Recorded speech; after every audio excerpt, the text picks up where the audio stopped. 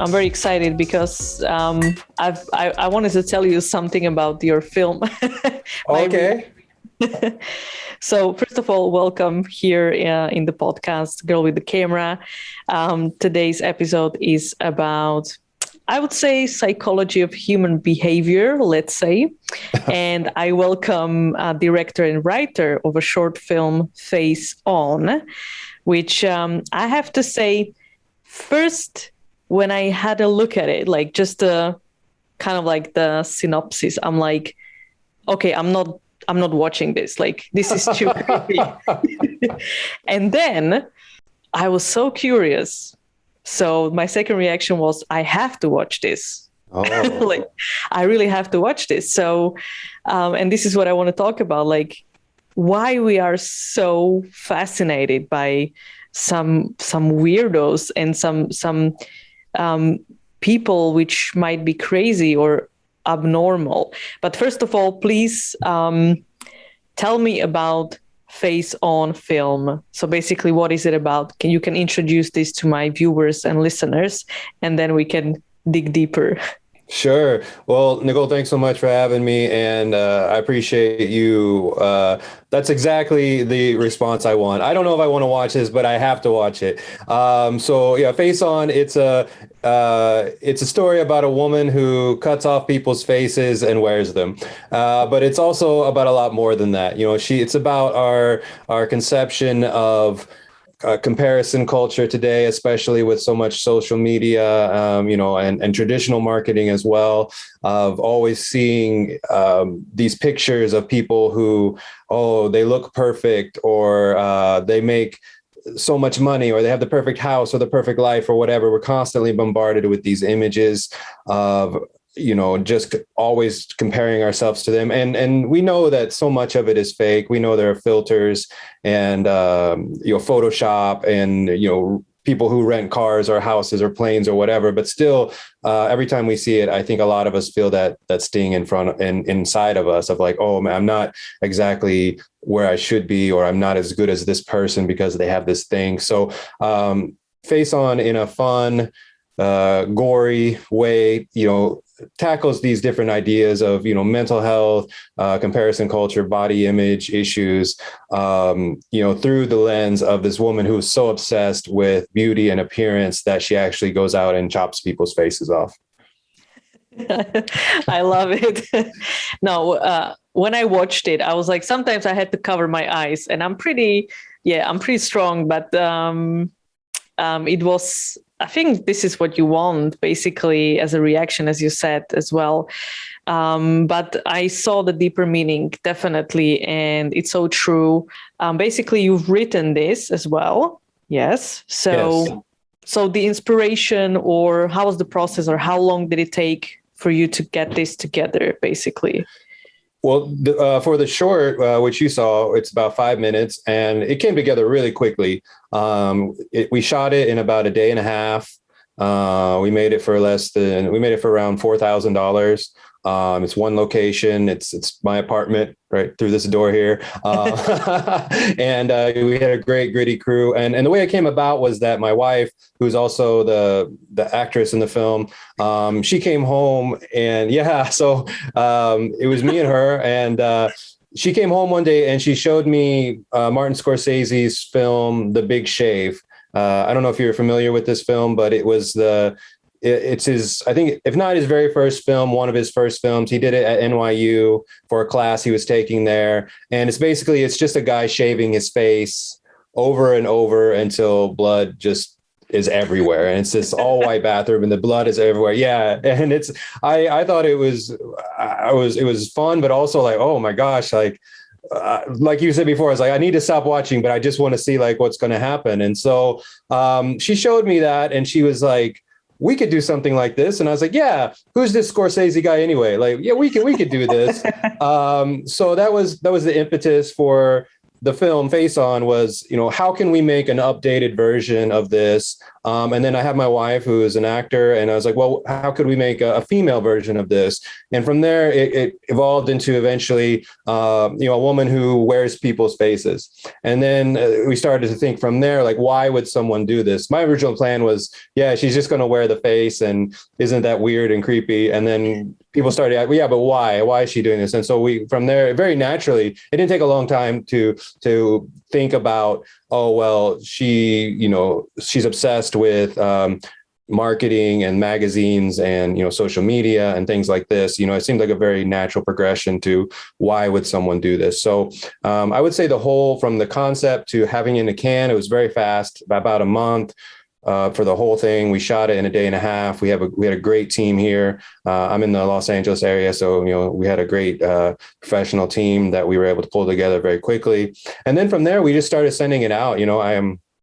I didn't think about it too much. Just started sending it out and to different horror festivals, and we got a good response. Got into quite a few festivals. We won a couple awards, but the question we always got was, what happens next? The film is only 5 minutes, and it kind of ends on a cliffhanger, I guess, so to speak. I was like, where are these people? What's going on? Like, what are they doing? And so what happens next was the biggest question we got asked. And so from there, that prompted what we're working on now, which is a feature version of Face On. So it's going to be a 90-minute feature, just really going more in depth into who this woman is and why she's doing what she's doing.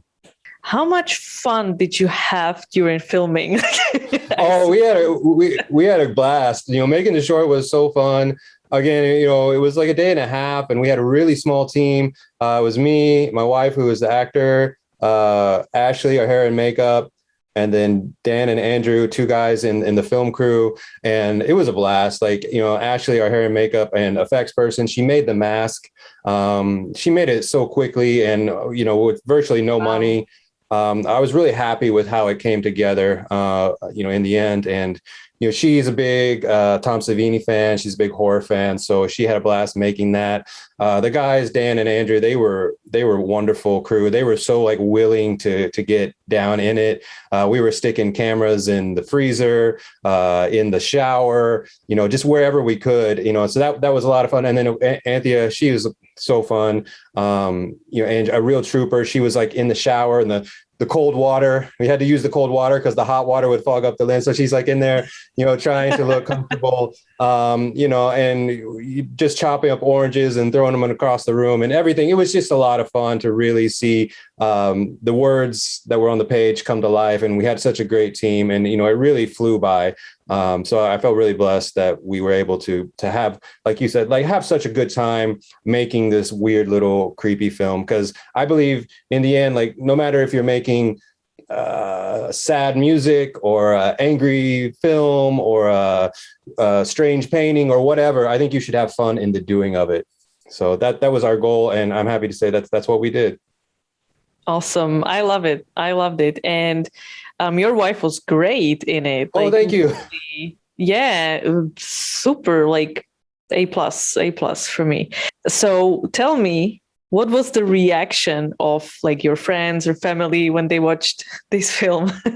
A lot of friends, I was really happy. They really liked it. They got it. A lot of people got what we were talking about. Of course, a lot of people oh, it's too gory and I can't watch it. I'm not into horror. And then, there's just all sorts of different reactions. Some people, they want to see more blood and even more gore. Some people, it's a strange little film. I think it was meant to be a little experimental, make you feel a little uneasy. So there's no dialogue. It's just all music and sound. So sometimes, some family members didn't quite understand what was going on. But overall, the reaction was great, really positive. Again, a lot of people they wanted to see more of it. So that's what prompted us to make the feature. And I'm just really happy that, it was well received. And I was really happy that my wife and me and the team and everybody who put it together really enjoyed what they were doing and enjoyed the final product. I think we were really happy with it. So overall, that was the best feeling. So can you just tell me because you said the budget and you said you've done it pretty quickly. So I think the message is that like anybody can do it if they have a great idea and determination and passion for it. So in terms of like cameras, because you, as you said, you put them in the freezer, in the shower. So what cameras did you use? That's a good question. That's a question for Dan, our DP on the short. I think it was I want to say it was like a Canon Mark III. I think Like basically anybody can kind of get it and film with it, right? Yeah, So, exactly. It was nothing spectacular in terms of the camera. It was pretty basic. It was a DSLR. I think it was the Mark III. But he was just really knowledgeable of what he could do and his own abilities and what the camera could do. And he had a lot of lights. He's really proficient with lighting. So he had no qualms, maybe because it was such a camera of, was not the super high end camera. So he had no qualms about like throwing it in the shower or throwing it in the freezer. I mean, of course we were careful, but you just basically like put it in a Ziploc and like hooked it up to the shower head and now it's in the shower. So, he was very like gritty in that sense. He had a lot of his own rigs that he had built. Again, just going back to the fact of what you said, like anyone could do this, he was like climbing up into our ceiling, like changing the light bulbs out. He was extremely knowledgeable in that, and like putting this light bulb in and changing the color and doing this and putting, these lights over here. And so just his experience and knowledge of what he could do with what he had, I think is what really set us apart, apart from like, I believe it's not the gear, it's the person who's running the gear. Right. And so just the fact that, these guys were very knowledgeable and fast and willing to try new things, I think is what really helped us out in that regard. Yeah, exactly. Like I love the angles. I love the camera work, like, very, very professional. And every shot was very interesting. So I really enjoyed it. And, those 5 minutes just flew by. I was like really into it. Like sometimes not even breathing. I'm like, oh my God. Well, thank you so much. Dan, he's a great DP. And, since we made that short, he's gone on to do features and other things. And, we have another great DP on our feature that's coming up. Her name's Kelsey.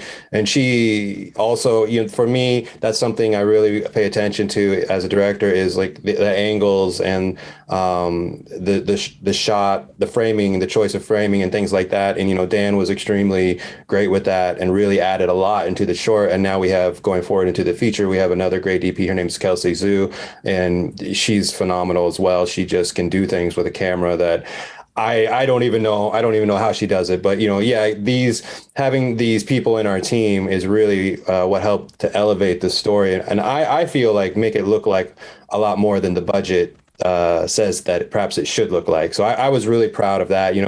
I would put that short up against anything that's out there right now. Yeah, definitely. I agree with you. Oh, thank you.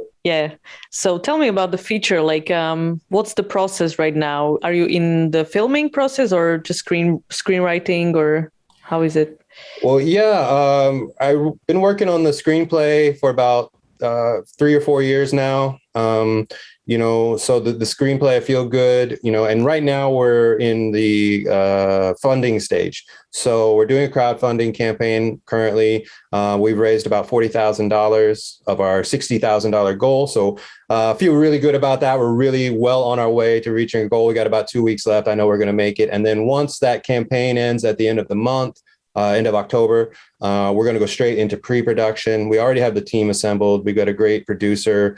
Her name's Christine. She's helping us out. And then, like I said, we have Kelsey as our DP. We have the whole production team, and the core of the cast is already together. So they're just waiting. They're just waiting to like go. So as soon as the campaign ends at the end of the month, we're going to go straight into pre-production, start locking in locations, doing paperwork and insurance and all that good stuff. And then after the holidays, early 2022, we're going to go into production for about around 20 days. of production. And then from there, we're going to go into post. We already have the post team together. Again, we have a great crew from, our editor. He's graduated from AFI. He's working on the show with Amazon right now. So, they're waiting. Our composer is actually, her name's Molly. She's out in London.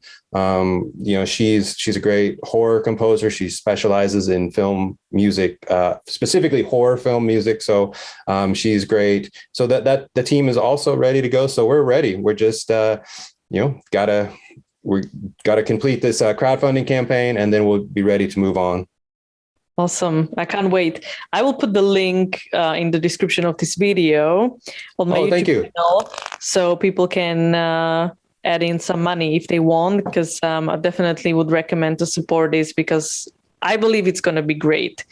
And I can't wait to watch it.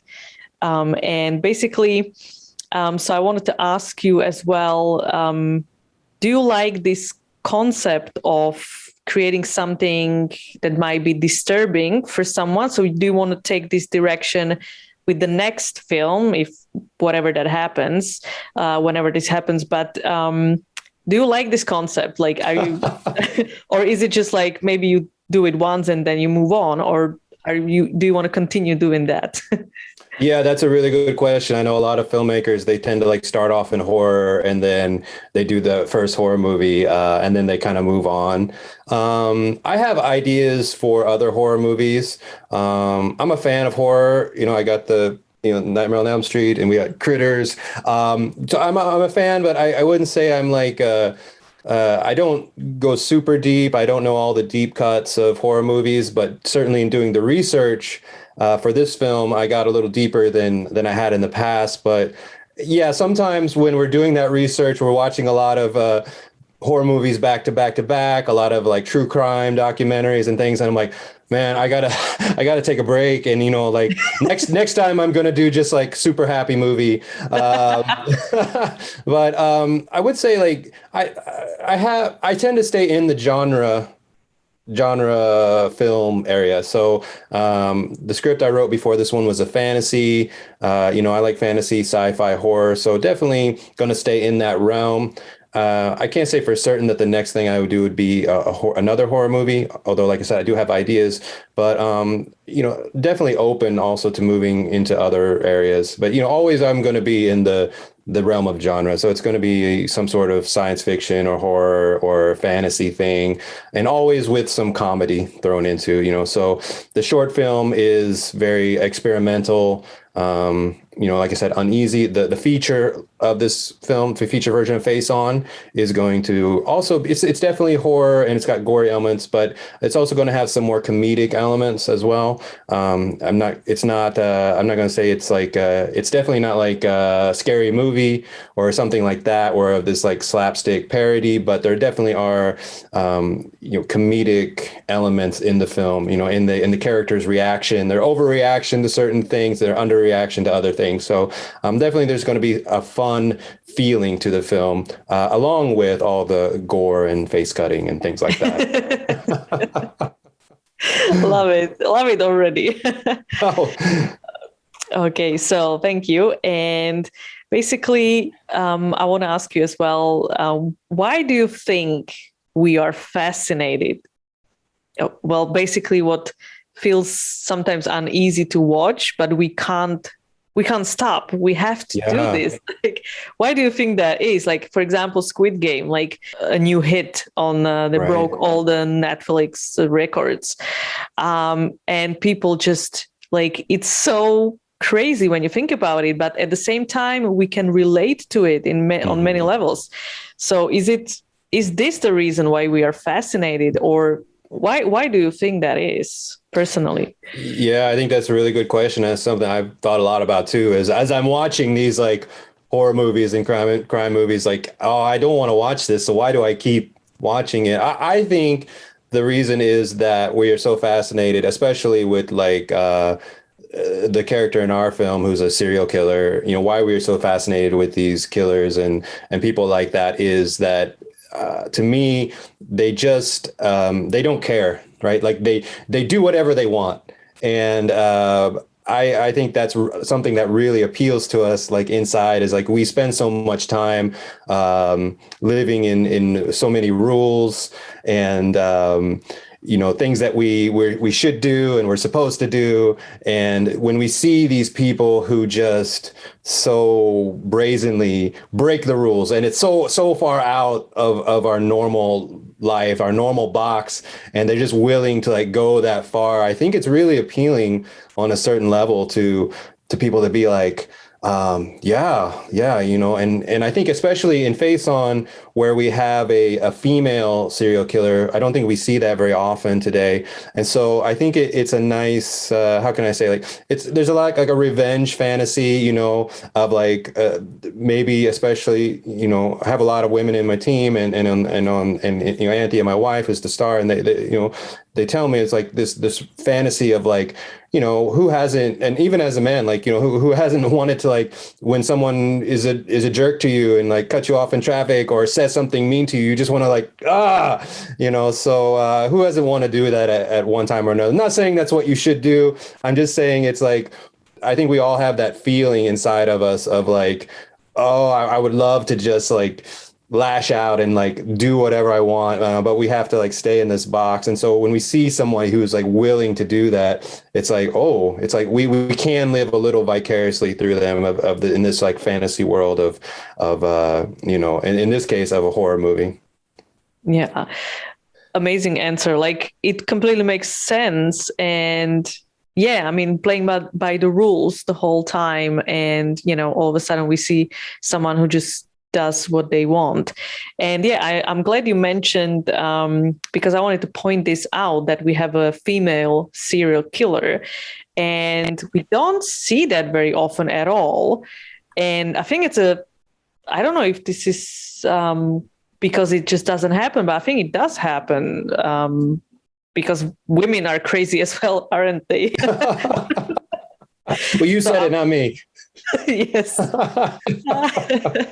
And yes, I'm very excited to see a female character in this role. Like, did you know from the start that it's going to be a woman? Well, in the original idea, we did plan for it to be a woman. Honestly, because my wife is an actor, she's been on a lot of TV shows and she's done a lot of stage performing and voiceover and things. So I was like, I have a very talented actor right here, so let me use them. And also, from a producer standpoint, I know that female-led films are very popular right now. I know that they outsell male-led films, according to the research. And so as a producer, that's very appealing. And, as a person who has an actor right here, and also just the fact that I don't think we've seen it, we've seen men, crazy psycho men in all forms, on screen. I think the fact that it's a woman is really appealing because I don't think we've seen that enough. And I think it really adds something, to because, according again to the research I've done, most horror fans are women, most horror fans are people of color. So to have an Asian woman on the screen doing this, again, I think it adds to that like vicarious feeling of like, oh, wow, there's a person who looks like me that I haven't seen before who can do this. And so I think, all those things combined make it a great time to have a female serial killer. And plus, Nicole, who doesn't want to see a badass woman chopping people's faces off? Like, I think women will like that. I think men will like that. I think everybody's going to have a lot of fun just watching this, cool, sexy woman walk around, having fun, doing whatever she wants, just chopping off people's faces. So exactly. That's what we're going for. So, and the people that she's chopping off the faces, my goal is like by the end of the movie, you want to be like, man, I get why she did that. I understand why Cheryl was doing that, because the people that she's going around, these are not nice, kind, innocent people. They all have some something that when they get their face chopped off, you'll be like, yeah, you deserve that. That should have happened to you. So, and these women, mostly women that she's chopping their faces off, and she's taking like this woman's nose or this woman's lips or whatever. They fight back. These are not damsels in distress. These are not women who are cowering. So they fight back. So we got a lot of action scenes between Cheryl, the killer, and the woman getting her face chopped off. We've got a lot of action, a lot of gore, a lot of blood. We got a great stunt coordinator who's supervising all this. So there's going to be a lot of fun, watching these women beat the heck out of each other. Yeah, I can't wait. Actually, I'm already. Brilliant. Thank you so much. And I'm going to ask you, so once this feature film is done, where can people watch it? Yeah, that's a great question. Hopefully everywhere. That's my plan, is to get it out into the theaters, to get it onto all the streaming channels. That's definitely something we're working on right now, is gaining distribution, securing distribution. So my goal is to have it out into the world as much as possible. You can see the short on Amazon right now, so it's up there. And hopefully you'll see the feature in just as many places. That's our goal. Awesome. Again, thank you so much. I'm very glad that we could match the different time in the world, because you're in LA, I'm in London. But yeah, it was awesome. Thank you so much for being part of this, and I wish you good luck with everything. Well, Nicole, thank you so much for having me. It was a blast to be on your podcast here, and I really appreciate you giving me the platform. So thank you. Thank you for creating this and giving not just me, but everybody a platform. I think, it's really wonderful that you're going out there and like looking for new creators and giving them a chance to have their voice heard. So thank you. Thank you for that.